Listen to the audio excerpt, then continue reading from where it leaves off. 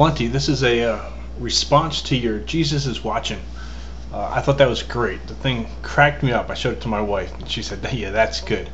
What I want to cover here is the concept of telling politically incorrect jokes in a politically correct society.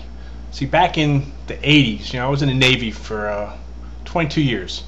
Back in the 80s, the Supreme Court, made a ruling on a case that says, hey, you can't have a hostile work environment. No sexual harassment, no racist harassment. No, you have to be civil to one another, which makes sense. It's a good common sense type interpretation. That's what it should be.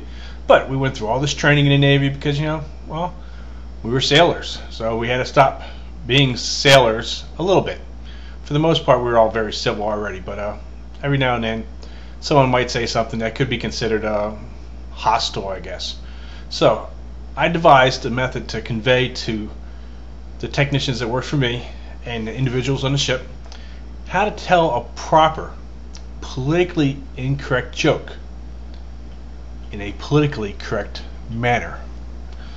All right, it's kind of hard to convey, so let me just tell you a short one. All right, Superman was up on the Empire State Building. Next to him was Generic Man.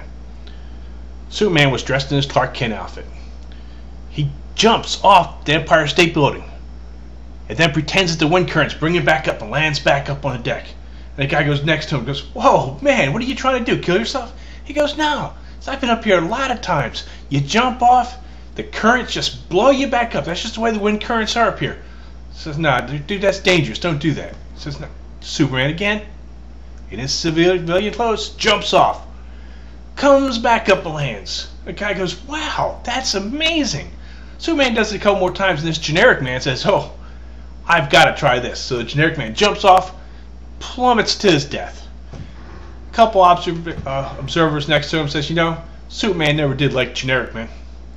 Throw in whatever subcategory of hate that you particularly desire into the Generic Man category, and you've got your politically correct joke out of a very unpolitically correct joke. It's not creating anything except in anyone's mind that is listening to it. Let's try another one, just a short little one. 3 generic clergymen. They're in a boat out on a lake. The one generic clergyman said to the other two, says, "Oh man, I forgot the hymnals. Gotta go prep." So he throws up a little prayer, stands up in the boat, steps out on the water, walks across the water to the edge of the lake.